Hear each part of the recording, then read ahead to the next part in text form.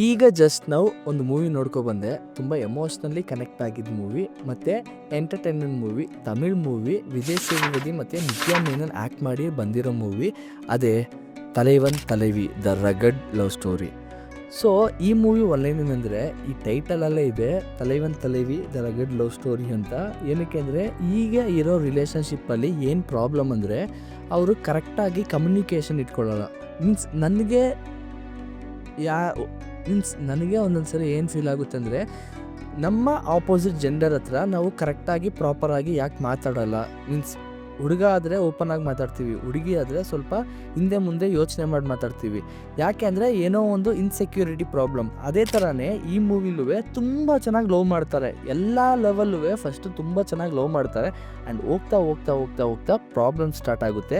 So ಅದೇ ರೀತಿಯೇ ಈ ಚಿಕ್ಕ ಚಿಕ್ಕ ವಿಷಯನ ದೊಡ್ಡದಾಗೋಗುತ್ತೆ ಅಂತಾರೆ ಗೊತ್ತಾ. ಆ ಥರ ಚಿಕ್ಕ ಚಿಕ್ಕ ವಿಷಯಗಳು ದೊಡ್ಡದಾಗಿ ಆ ದೊಡ್ಡ ವಿಷಯ ಹೋಗಿ ಎಲ್ಲೆಲ್ಲಿಗೋ ರಿಲೇಟ್ ಆಗಿ ಬೇಡದೇ ಇರೋ ವಿಷಯಗಳನ್ನ ತಂದು ನಿಲ್ಲಿಸುತ್ತೆ. ಬಿಕಾಸ್ ನನಗೆ ಇದು ಎಕ್ಸ್ಪೀರಿಯನ್ಸ್ ಇಲ್ಲ ಅಂತ ಹೇಳೋಕ್ಕಾಗಲ್ಲ, ನಾನು ಒಂದು ರಿಲೇಷನ್ಶಿಪ್ಪಲ್ಲಿ ಇದ್ದು ಬಂದಿರೋನು.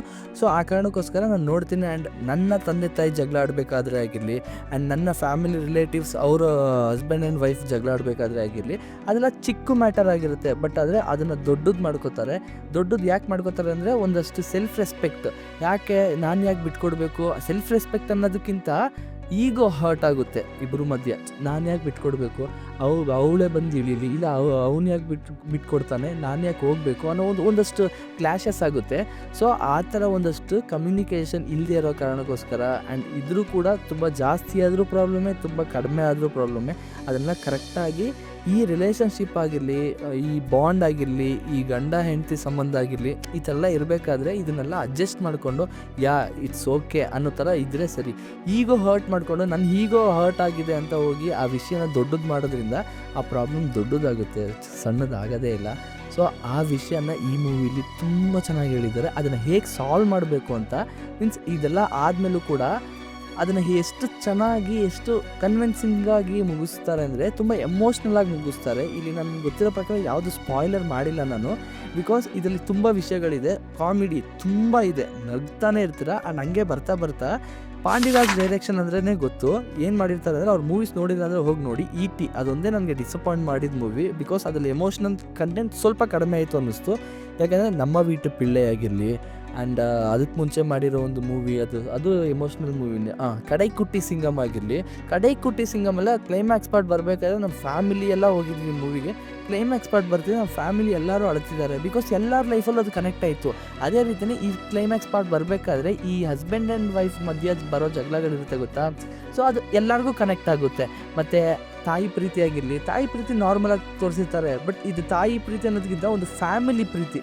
ಒಂದಷ್ಟು ಫ್ಯಾಮಿಲಿ ಇರಬೇಕಾದ್ರೆ ಎಲ್ಲರನ್ನೂ ಹೇಗೆ ಟ್ರೀಟ್ ಮಾಡಬೇಕು, ಆ ಪ್ರೀತಿಯೆಲ್ಲ ಇದರಲ್ಲಿ ತುಂಬ ಮೈನ್ಯೂಟಾಗಿ ವರ್ಕ್ ಮಾಡಿ ಪಾಂಡ್ಯರಾಜ್ ಇದರಲ್ಲಿ ಕೊಟ್ಟಿದ್ದಾರೆ. ಬಿಕಾಸ್ ET ಸ್ವಲ್ಪ ಏಟ್ ಬಿತ್ತು ಆ ಮೂವಿ, ಎದರ್ಕಂ ತುಣಿಂದವನ್ ಅಂತ ಸೂರ್ಯ ಮೂವಿ, ಅದು ಸ್ವಲ್ಪ ಏಟ್ ಬಿತ್ತು. ಬಟ್ ಆದರೆ ಈ ಮೂವಿಲಿ ಅದನ್ನು ಪ್ಯಾಚ್ ಮಾಡಿ ತುಂಬ ಡೀಸೆಂಟಾಗಿ ಕೊಟ್ಟಿದ್ದಾರೆ ಅನ್ನಿಸ್ತು.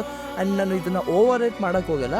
ಒಂದು ಫ್ಯಾಮಿಲಿ ಸಮೇತ ಕೂತ್ಕೊಂಡು ಅವ್ರ ಬಗ್ಗೆ, ಅವ್ರ ಲೈಫ್ ಸ್ಟೈಲ್ ಬಗ್ಗೆ, ಅವ್ರು ಹೇಗಿದ್ದಾರೆ, ಅವ್ರ ಫ್ಯಾಮಿಲಿಲಿ ಏನೇನು ಪ್ರಾಬ್ಲಮ್ ಇದೆ, ಆ್ಯಂಡ್ ನನ್ನ ಹೆಂಡತಿ ಜೊತೆ ಚೆನ್ನಾಗಿದ್ದೀನ ನಾನು, ಇಲ್ಲ ನನ್ನ ಗಂಡನ ಜೊತೆ ಚೆನ್ನಾಗಿದ್ದೀನಿ ಅನ್ನೋದನ್ನು ಅರ್ಥ ಮಾಡ್ಕೋಬೇಕು ಅಂದರೆ, ಆ್ಯಂಡ್ ನಾನು ಹೀಗೆ ತಾನೇ ಜಗಳ ಆಡೋದು ಅನ್ನೋದೆಲ್ಲ ನೀವು ಎಂಜಾಯ್ ಮಾಡಬೇಕು ಅಂದರೆ ಈ ಮೂವಿನ ಮಸ್ಟ್ ವಾಚ್ ಅಂತ ಹೇಳ್ತೀನಿ. ಆ್ಯಂಡ್ ನಿತ್ಯಾ ಮೆನನ್, ವಿಜಯ್ ಸೇತುಪತಿ, ಯೋಗಿ ಬಾಬು ಈ 3 ಜನ ಅಂತೂ ಸೂಪರಾಗಿ ಆ್ಯಕ್ಟ್ ಮಾಡಿದ್ದಾರೆ. ನನಗಂತೂ ತುಂಬ ಇಷ್ಟ ಆಯಿತು. ಆ್ಯಂಡ್ ಕಾಮಿಡಿ ಎಲ್ಲ ತುಂಬ ಚೆನ್ನಾಗಿತ್ತು, ಡೀಸೆಂಟಾಗಿತ್ತು. ಓವರಾಗೆಲ್ಲ ಮಾತಾಡಿದೆ, ಫ್ಯಾಮಿಲಿ ಮಧ್ಯೆ ಹೇಗೆ ನಾವು ಮಾತಾಡ್ಕೋತೀವಿ, ಕಿಂಡಲ್ ಮಾಡ್ಕೋತೀವಿ, ಅದನ್ನೆಲ್ಲ ಇದರಲ್ಲಿ ತುಂಬ ಡೀಸೆಂಟಾಗಿ ತೋರಿಸಿದ್ದಾರೆ. ಮಸ್ಟ್ ವಾಚ್ ಅನ್ನೋದಕ್ಕಿಂತ decent to watch, have to watch. And with family and friends ಅನ್ನೋದಕ್ಕಿಂತ ಫ್ಯಾಮಿಲಿ ಸಮೇತ ಹೋಗಿ ನೋಡಬೇಕು. ಒಂದು ಒಳ್ಳೆ movie, decent movie, love story, rugged love story, ಅದೇ ತಲೈವನ್ ತಲೈವಿ. ಈ ರಿವ್ಯೂ ನಿಮ್ಗೆ ಇಷ್ಟ ಆಗಿದೆ ಅಂದರೆ ನನ್ನ ಚಾನಲ್ನ ಸಬ್ಸ್ಕ್ರೈಬ್ ಮಾಡ್ಕೊಳ್ಳಿ. ಆ್ಯಂಡ್ ಕೆಳಗಡೆ ನಾನು ಇನ್ಸ್ಟಾಗ್ರಾಮ್ ಪೇಜ್ನ ಕೂಡ ಕೊಟ್ಟಿರ್ತೀನಿ, ಅದನ್ನು ಕೂಡ ನೋಡಿ ನಿಮ್ಗೆ ಇಷ್ಟ ಆಗಿದರೆ ಫಾಲೋ ಮಾಡ್ಕೊಳ್ಳಿ. ಆ್ಯಂಡ್ ಇದೇ ರೀತಿ ಸಪೋರ್ಟ್ ಮಾಡ್ತಾರೆ. ನೀವು ಸಬ್ಸ್ಕ್ರೈಬ್ ಮಾಡಿಕೊಂಡ್ರೆ ನನಗೆ ಮೋಟಿವೇಟ್ ಆಗುತ್ತೆ. ನೆಕ್ಸ್ಟ್ ವೀಡಿಯೋಸ್ನ ತುಂಬ ಚೆನ್ನಾಗಿ ನಿಮ್ಗೆ ಡೆಲಿವರ್ ಮಾಡ್ಬೋದು ಅಂತ ನನಗನ್ಸುತ್ತೆ. ಆ್ಯಂಡ್ ಫುಲ್ ವೀಡಿಯೋ ನೋಡಿದ್ದೀರಾ ಅಂದರೆ thanks for watching full video, and bye.